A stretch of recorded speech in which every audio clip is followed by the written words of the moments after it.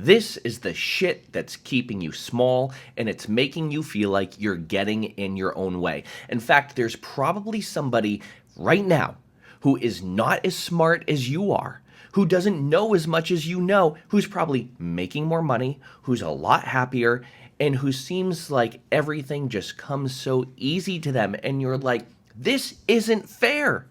Guess what? You're exactly right. It's not fair, but let's cut the crap. The problem isn't your potential, it's your programming.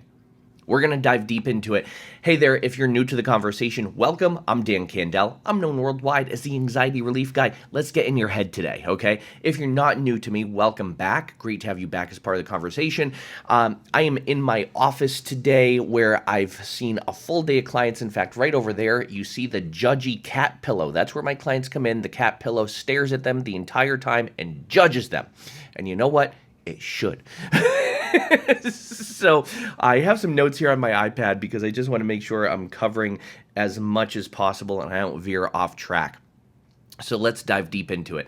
I made a pretty bold claim and I said, it is not your potential, it's your programming that's making you feel like you're messed up, or it's making you feel like everybody else is better than you. And like you might be asking yourself, like, who am I?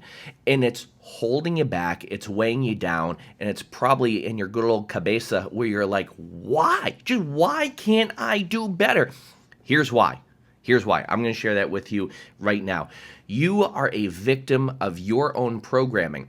It's programming that wasn't even yours to begin with. Somebody gave you this programming. So, for example, these are 3 mental programs that savagely hold us back, keep us small, and make us feel like we're not good enough or like we can't speak up or whatever. Here's the first one. To be nice even when your needs weren't being met. Wow.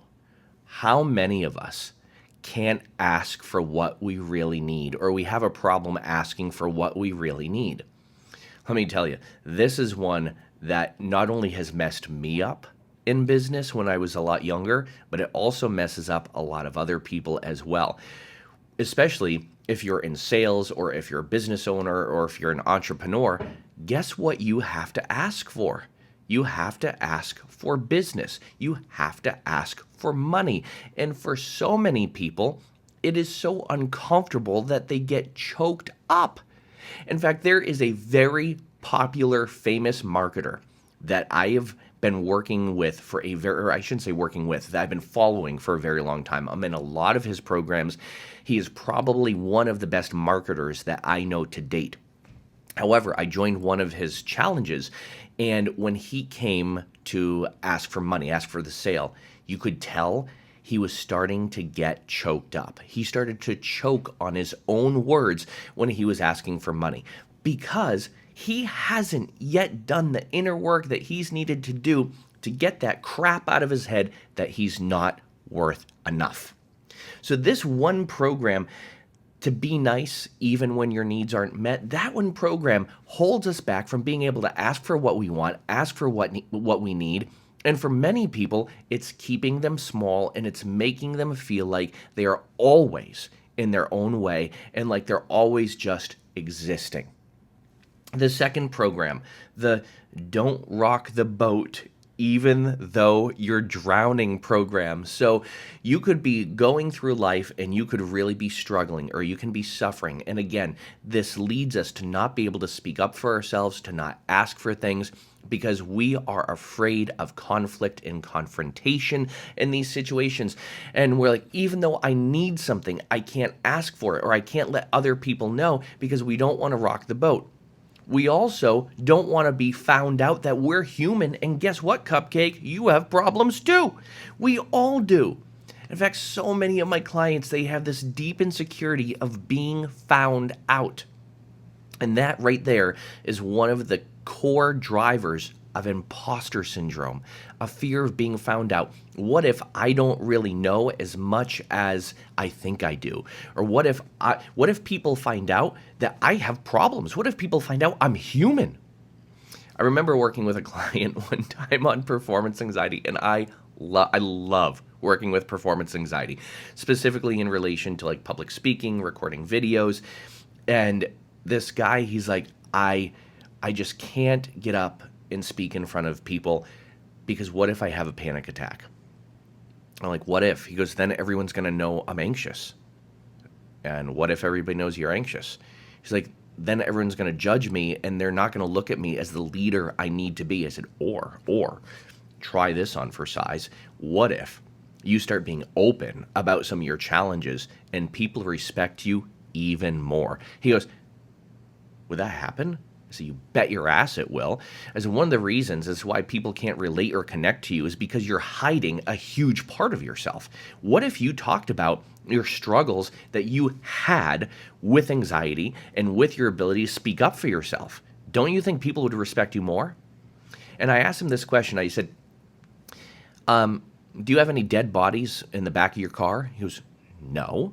I said, have you ever had sex with a sheep, a goat, or a donkey? He goes, no. He goes, a cow? He goes, no. I said, a cat? He goes, no. He goes, what are you getting at? I said, so you don't have these deep, dark, hidden secrets that people are going to find out that are going to embarrass you and ruin your life.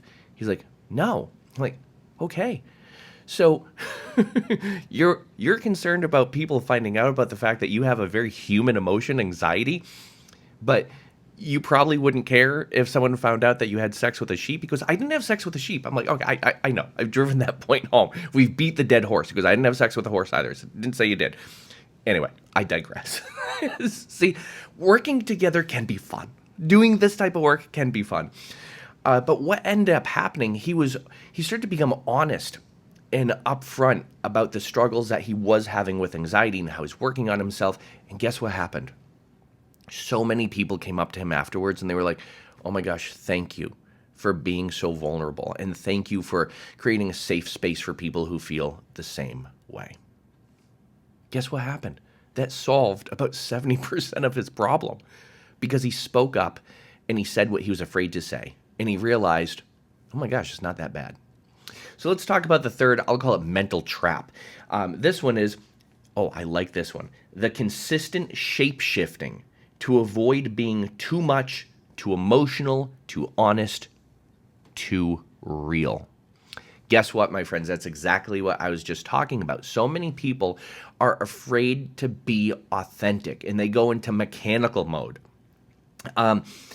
If you haven't been following me for a while, I get very authentic. In fact, I think to some point it's a fault of mine where I'm like too honest, too open. And I had a colleague come up to me one time and she's like, when a colleague comes up to you and goes, I'm like, oh, here we go. Something's probably going to come out of your face hole that I really don't need to hear right now. That's probably going to be completely useless. So she comes up to me and she goes, I think you just reveal a little too much sometimes. I said, okay, let's unpack this. I said, it seems like somebody might be projecting. And she goes, well, I don't share anything about my personal life. I said, exactly. I know. And that's why people can't relate to you that much. And we got into it a little bit. And I'm like, oh, God, here we go. Confrontation. But guess what? It wasn't bad. She got to see my perspective and I got to see her perspective. One of the other reasons as to why we are constantly in avoidance mode is because we're constantly avoiding conflict and confrontation because, the hell's the off button on this? I don't need it anymore. We're constantly avoiding conflict and confrontation because we think it's unhealthy. We learn way when we're like this big, we learn that conflict and confrontation isn't healthy. Guess what, Cupcake? It can be healthy. It can be healthy. Conflict and confrontation doesn't always mean something bad is going to happen. So you might be wondering, okay, Dan, yeah, this affects me too. You might be wondering like this, I feel that, I feel this. What do I do about it? Well, I'll tell you what you do about it. This is where you do deep inner work. And deep inner work doesn't look like you're crying, screaming, and yelling, banging your fists on the ground or anything like that. In fact, I saw a Facebook ad the other day of someone who does like deep breathwork seminars. And he said, this is what deep inner work looks like. and it's literally, it was the most terrifying thing I'd ever seen. It was a group of people convulsing on the floor, screaming and crying like they were having an exorcism done on them. Like, holy shit. Like, no wonder why people are scared of this. That's not what deep inner work has to look like or be like. Deep inner work can be making peace with the past, letting go of it, and embracing these core 4 concepts. I talk about this in almost all my videos. Radical proactive acceptance, trust, patience, and letting go. What do you let go of? Letting go of pressure, letting go of resentment, letting go of anxiety, letting go of stress, letting go of trust issues, letting go of expectation, letting go of demands, musts, and shoulds. I say all the time, don't masturbate. Stop shooting on yourself. And guess what? That resonates with people. It resonates with people. So the next time you feel yourself shrinking, the next time you feel like you're getting in your own way, you know what you do? You take a beat and you say, what belief systems in my good old cabeza are holding me back right now? What belief systems are holding me back right now? Because guess what? The belief systems that are holding you back were never yours to have in the first place, my friend. So this is how you start to do some of the work to unfuck your mind. Because believe me, many of us have a lot of that mental trash that's in there that's constantly holding us back, that's constantly causing us to hide behind ourselves. And we have this constant fear of being found out. And like I said, if you don't have any dead bodies in the back of your car or in your backyard that you know about, you don't have anything to be found out. If you have never had sex with a farm animal, guess what? You're living pretty good right now. You're pretty good. And yes, there is always going to be somebody who isn't as smart as you are, who doesn't know as much as you know, who's going to be more successful. And instead of looking at that and crumbling, use that shit for fuel, for God's sake. If I struck a nerve with you, good. I'm glad. I hope I did. By the way, this is what it's like to. I'm very emphatic. People walk by my office all the time. They're like, "You're yelling at your client. We hear you screaming at people." Like, this is why I get paid the big bucks, because I'm emphatic and I'm passionate when I'm working with people. Because I want them to get results. I want you to get results. One of the good ways that you can actually work with me and kind of test it out to make sure if we're going to vibe, because I want to make sure we pass each other's vibe check to make sure we're going to play well together in the sandbox. So one of the ways that you can do that is to join one of my workshops. In fact, coming up on June 23rd, 24th, and 25th, I have 3 days of transformation. And they are 3 really powerful, earth-shattering sessions where we're going to clear the shit, we're going to replace it with something better, and we're going to uplift your life. And if you would like to join that, guess where the link is. The link is right in the comment, or I'm sorry, not in the comments. It might be in the comments. It depends where this video is. It's below this video. It's going to be somewhere below this video. All you have to do is just open up the description, scroll through the comments, and look.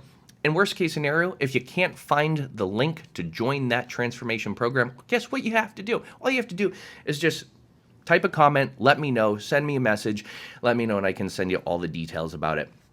Hope to see you there, because I want this transformation for you, and you've got to want it for you too. Get out of your own way. Stop playing small. Let's do this. Make sure you follow my page for more. As always, be well, do good, be true to who you are. Happy healing, and I'll say this. I like to say this at the end of some of my videos. Stay sexy. Bye for now.